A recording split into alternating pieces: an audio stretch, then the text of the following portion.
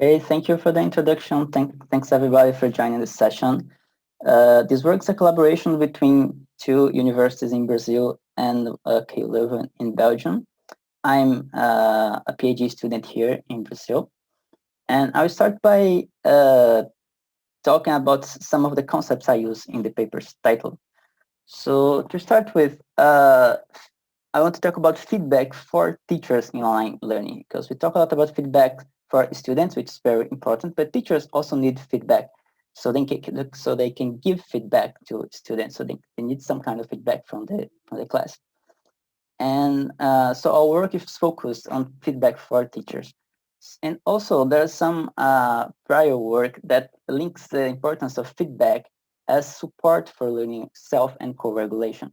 So we are building on this prior work, which also makes the connection between learning analytics dashboards and feedback, saying that learning analytics dashboards are feedback providers, so they can provide feedback to teachers, to students, and to other actors as well. In this work by again Draken, she outlines four types of feedback that learning analytics dashboards can provide. So in our work, we're focusing on the intersection between two of these types, which are not mutually exclusive, which is process-oriented feedback and behavioral feedback. So when I talk about process-oriented feedback, as opposed to outcome-oriented feedback, it's a feedback that's more related to the actual learning process, so the step-by-step process that students follow in order to complete an activity. So this concept is closely related to what Laurie Locker calls process analytics, which is analyzing learning really as a process. And the work by the first work presented in this session, it was a very good example of doing also this type of analysis. And when I talk about behavioral feedback, it's feedback regarding the action the students did on the learning environment, for instance, as opposed to cognitive feedback, which is more related to the way the thinking process students take, which is out of the scope of this work. So regarding dashboards focus on this type of feedback, of process-oriented feedback, there are a few works that deal with this issue. And also, a great part of these works has linked or empirical validation. And also, recent literature points to a lack of detailed empirical validated design recommendations for building these types of dashboards. So taking into account these gaps, the goals of our study is to design and evaluate a teacher-facing process-oriented dashboard with constant involvement of the end users, and from this process derive design recommendations. So I'll talk a little about the design process we followed to build our dashboard. So we used a design framework, a design-based research method based on this framework that's proposed by the visualization community that divides the design process of visualizations in activities. And these activities can be iterated during the process. So now in the work I represent right now, it's about the first two iterations that we conducted in our work. We are now conducting the third iteration. I'll talk about this in the end. And I'll go over quickly from the methods and results of each activity. So we started by understanding the user context. So we were working with teachers from a school that offers free online vocational courses in our state.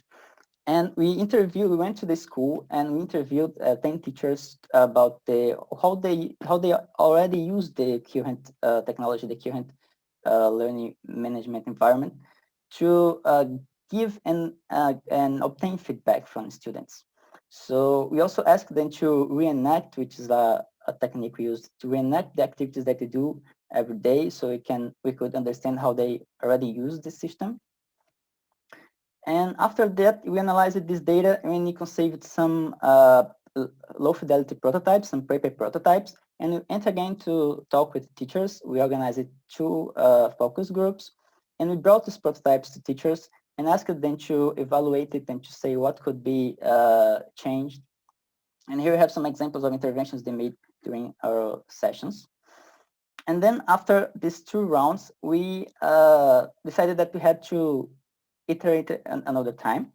And that brings us to the second iteration, which was conducted in collaboration with a research group in Belgium. And we developed new low fidelity prototypes. And at the end, we implemented the high fidelity prototype that I will talk about during this presentation. So this is our dashboard. It has basically 3 panels. The first one gives an overview of the class regarding participation and performance. The second one is more to analyze the learning process in an aggregated way. And the last one here below is to analyze each student's learning process individually. So I'll go more into detail in some of these components.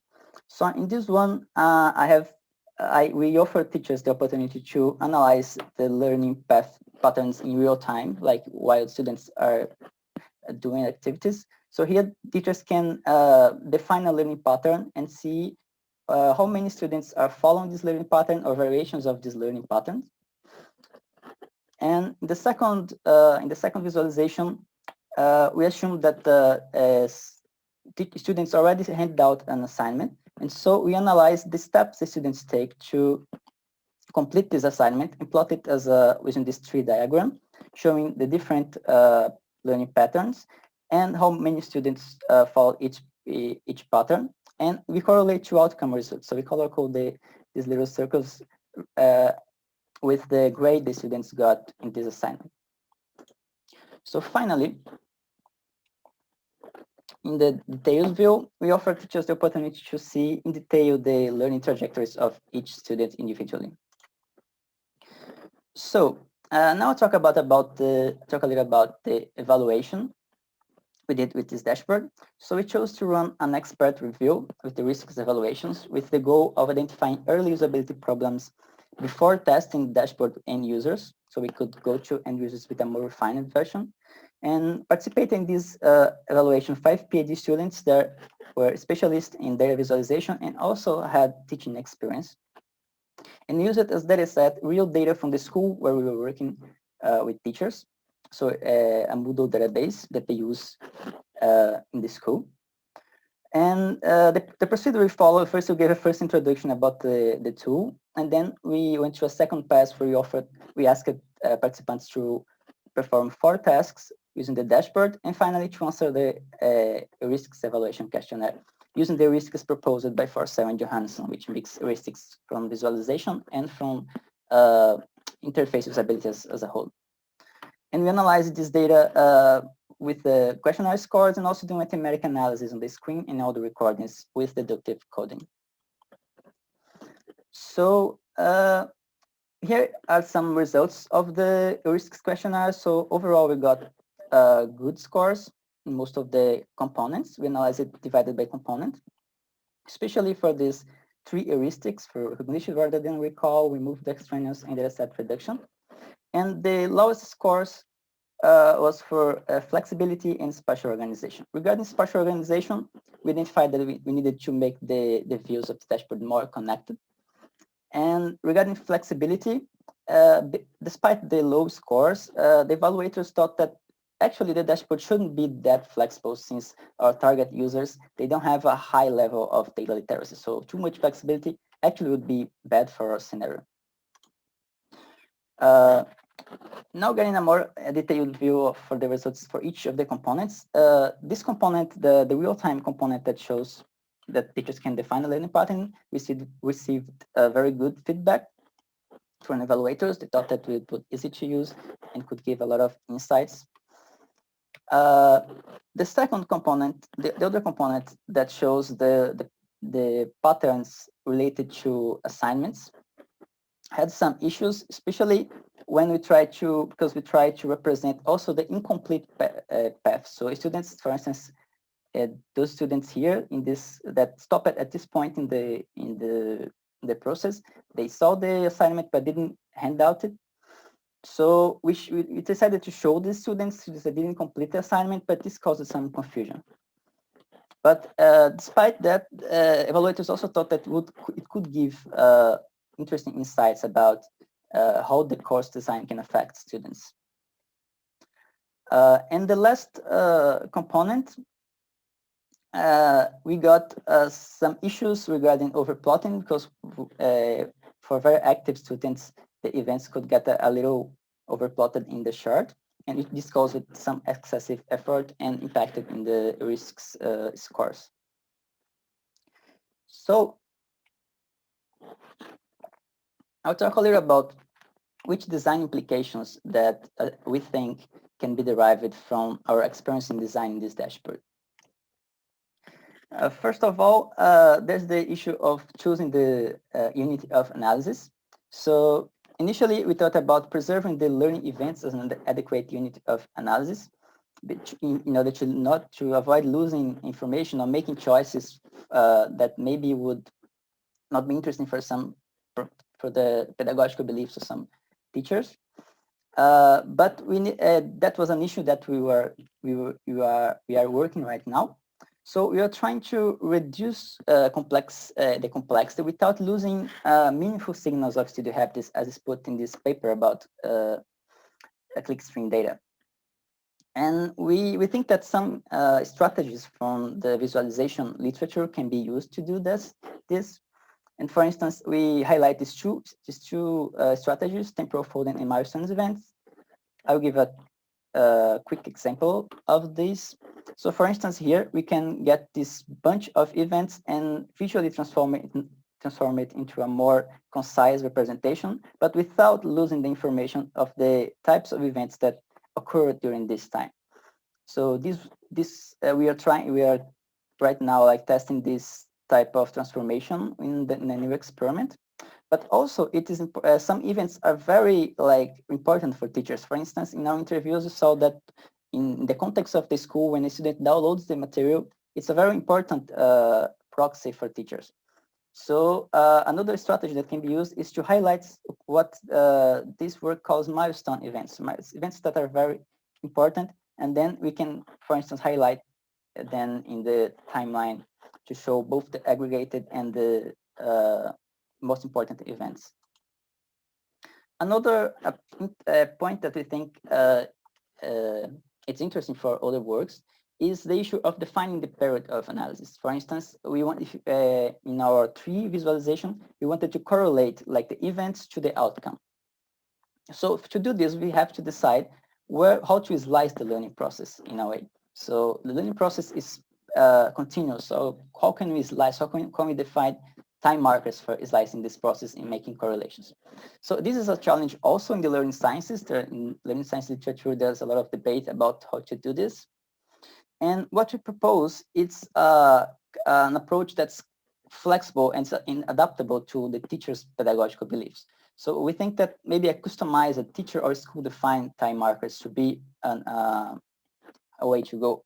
For instance, I give here a small example. So if you define like the course timeline, like let's say this is the course timeline, there's a lot of events occurring along this time. So teacher A may think that the appropriate time markers for correlating these events to an assignment is like in this way, divided in this way. But another teacher may think otherwise, may think that it's not so pretty, and maybe some events before or after the deadlines also are important. So we could give teachers this option to adapt the way the analysis is done to their pedagogical beliefs, which reflects the way they run the courses.